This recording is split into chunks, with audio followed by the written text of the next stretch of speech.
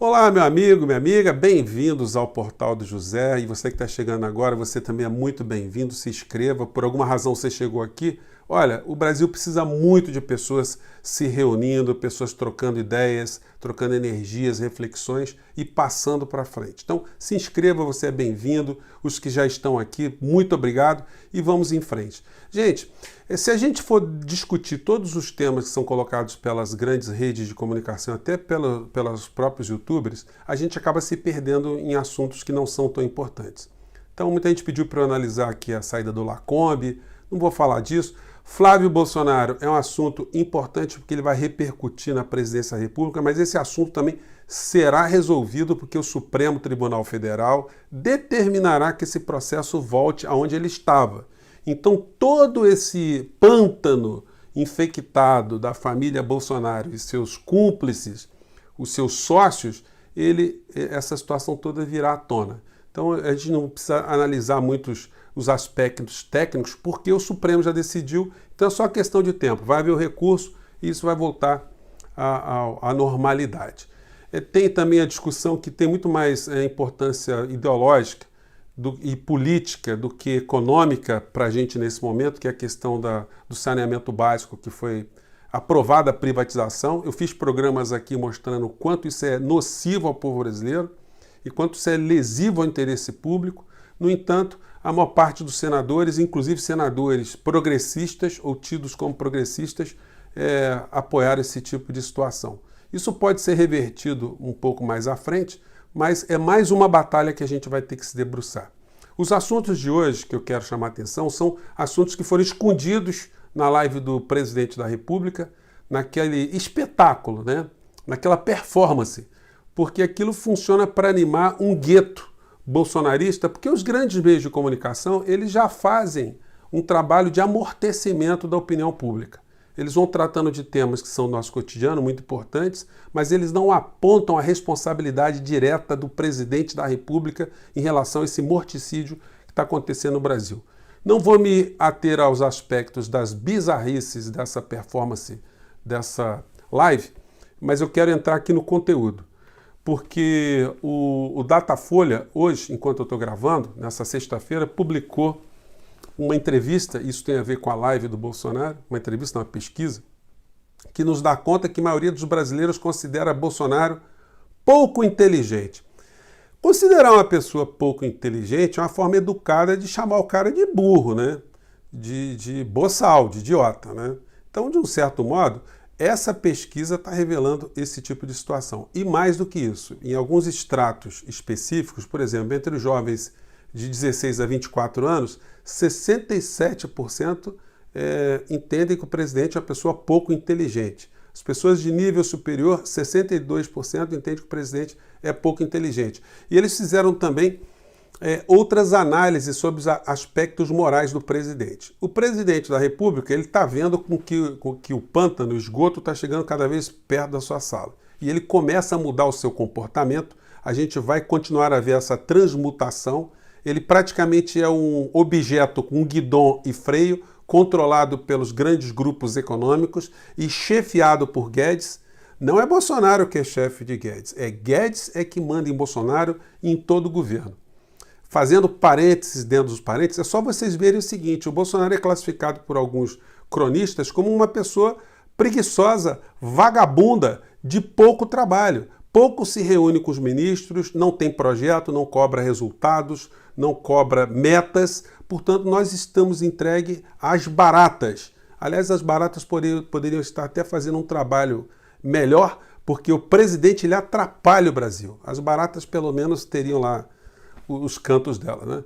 Mas segundo a Cristina Lobo, Bolsonaro vira a chave e se distancia da área ideológica e adota a agenda mais política. Isso pode ser visto no comportamento do Bolsonaro com Alcolumbre, Rodrigo Maia e o Toffoli, o Supremo Tribunal Federal. Ele desarmou todos os grupos ensandecidos que se nutrem do ódio e do ataque que fazem a esses personagens e essas instituições. Então Bolsonaro traiu essas pessoas que estavam meses atacando esses três pilares, o Senado, a Câmara e o Supremo Tribunal Federal, representado nessas figuras, esses caras ficam desarmados e Bolsonaro nomeou um ministro da Educação que ele nem sabe para que serve.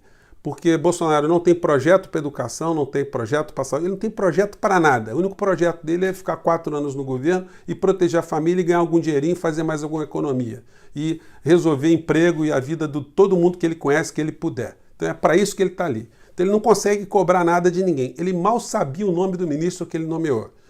Alguns cronistas também avaliam que esse novo ministro da Educação está comprometido com a agenda de Paulo Guedes de facilitação às privatizações ou o máximo de privatização da educação no Brasil. A família de Guedes ganhou muito dinheiro com escolas particulares, com projetos envolvendo dinheiro público e empresas particulares. Então, algumas pessoas têm visto um dedo direto de Paulo Guedes nesse setor. Resta saber o que acontecerá com essas alas mais caninas, alas mais raivosas, contaminadas do bolsolavismo dentro do Ministério da Educação, porque esse pessoal considera isso estratégico. Eles têm canais, têm livros, eles têm filmes mostrando a importância da educação, da distorção que a educação na cabeça deles tem no Brasil e, portanto, seria um pilar fundamental. Bolsonaro deu um pé no popozão dessa galera, então eles estão vendo agora que Bolsonaro, nessa pesquisa do Datafolha, não é só pouco inteligente, ele tem muito pouco caráter e muito pouco lealdade em relação a essas pessoas. O Bolsonaro, na sua live, eu não vou colocar aqui o Zé da Sanfona, tocando Asa Branca, patética, tradutora de Libras, traduzindo ali, Ave Maria, que ele não sabia a letra, não vamos entrar nisso. Tem muitas coisas importantes que foram ditas nessa live, eu anotei muita coisa, gente.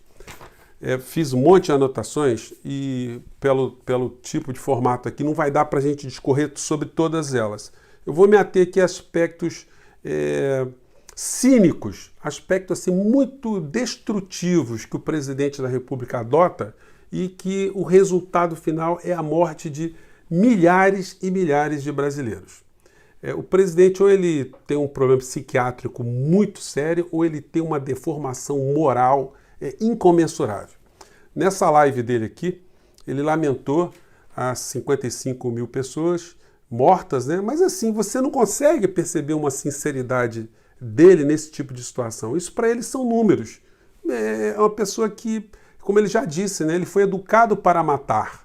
O trabalho dele era se preparar para matar. A proximidade dele com a morte, a compulsão dele pela morte, é muito mais intensa do que a compulsão pela vida, pela preservação de vidas. E a gente percebe isso nesse tipo de fala aqui. Vamos lá. A primeira onda. O Supremo Tribunal Federal diz que os estados e municípios é que tinham que conduzir as medidas de combate ao vírus, né? A nossa, quase que exclusivamente, cabia apenas jogar recursos para lá. Gente, essa fala do Bolsonaro, ela revela assim uma mentira, uma falta de caráter e de honestidade muito grande do mandatário, né, da República. É muito triste a gente estar fazendo programa, se um estrangeiro assistir um negócio desse, o cara fala assim, nossa, o cara está dizendo que o presidente da República é isso. Pô, não sou só eu, né, nesse momento. O presidente é um homem pouco afeto ao trabalho, né? Ele não tem esse afeto, né, vamos dizer assim, né, pelo trabalho, um homem que tem a distância. A gente vê que ele não anda aos sábados e domingos em algum tipo de atividade governamental em meio a essa pandemia. E nessa fala aqui revela-se algumas coisas. Primeiro, a falta de sinceridade. E depois, uma canalice. Eu queria usar um outro termo, mas não consegui. Uma canalice, porque ele sabe, quando ele está querendo colocar a responsabilidade dessas mortes no Supremo Tribunal Federal e nos estados e municípios, que o número de mortes só não é maior porque os estados e municípios entraram com ação contra Bolsonaro, contra o governo Bolsonaro, para que ele não determinasse a abertura ilimitada e a falta de quarentena e isolamento. Não fossem os estados e municípios, o número de mortos seria muitas vezes superior. E o que ele faz? Numa forma muito cínica, muito bandida. Ele simplesmente diz, olha, está acontecendo isso, mas isso é responsabilidade dos estados e dos municípios. Graças a Deus, porque não fossem os prefeitos e governadores, como eu disse a vocês, a tragédia seria muito maior.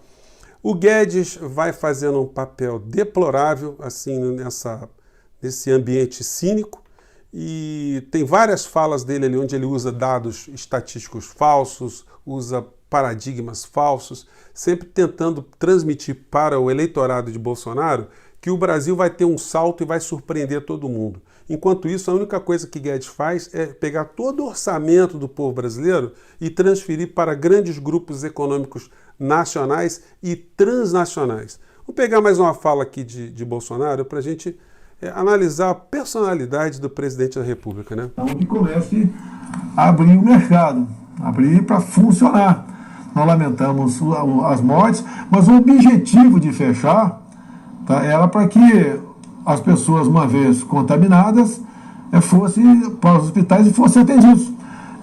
Gente, esse foi o objetivo do fechamento do comércio, para que as pessoas infectadas procurassem hospitais.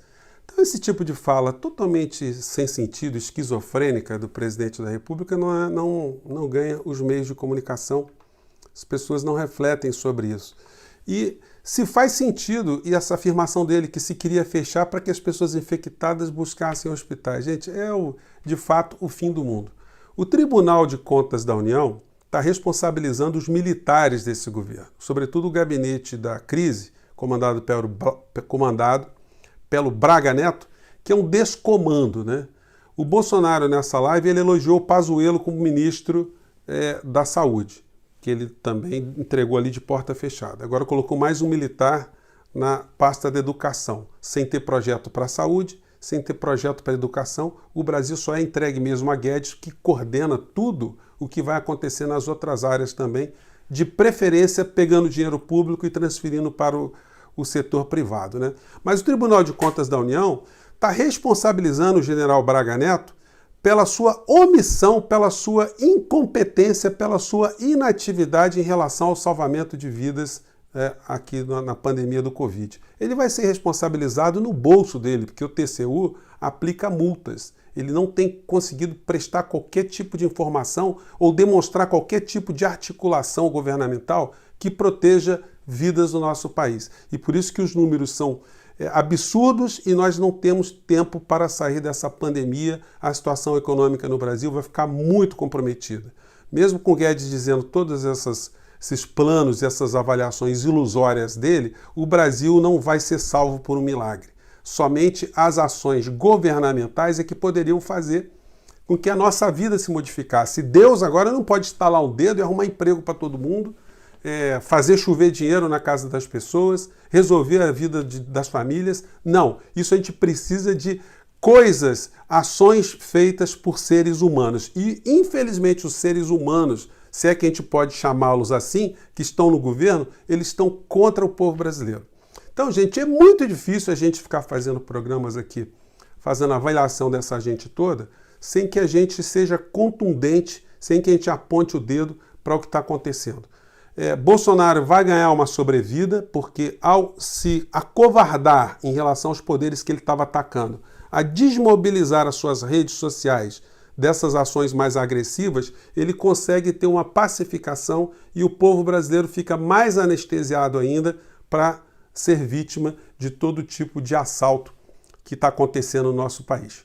Só para lembrar e sublinhar isso que eu estou dizendo a vocês, de como as redes começam a ser desmobilizadas, muitos começam a ser presos, muitos começam a ter problemas com a justiça. O Alan dos Santos, o Terça Livre, só num dia ele tirou do ar 270 vídeos que o incriminavam de ataques ao Supremo, aos ministros do Supremo, ao Rodrigo Maia, às instituições de uma maneira geral, ao Columbre. Eles estão tirando do ar, vão ficar reféns. E enquanto Olavo de Carvalho não vier a público para dar um depoimento, eles também não darão nenhum tipo de depoimento, porque eles têm uma dependência intelectual e psiquiátrica desse grande estelionatário intelectual que é Olavo de Carvalho, que contamina essa gente toda.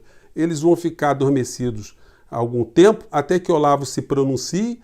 Aliás, Olavo fez muitas acusações contra Bolsonaro, ninguém levantou mais esse assunto, mas eu estou lembrando aqui, já que eu estou tocando nesse assunto, né? Então vamos aguardar o que essa gente toda vai fazer e compete a nós cada vez mais estarmos debatendo, jogando luz sobre essas questões todas, cada vez mais espichando as nossas críticas o máximo que a gente puder para outros lugares, para que a gente forme consciências e toque mentes e corações. Gente, eu fico por aqui. Nós vamos fazer mais programas ao longo da semana. Acompanhe as nossas lives. Um grande abraço, até o próximo encontro. Tchau.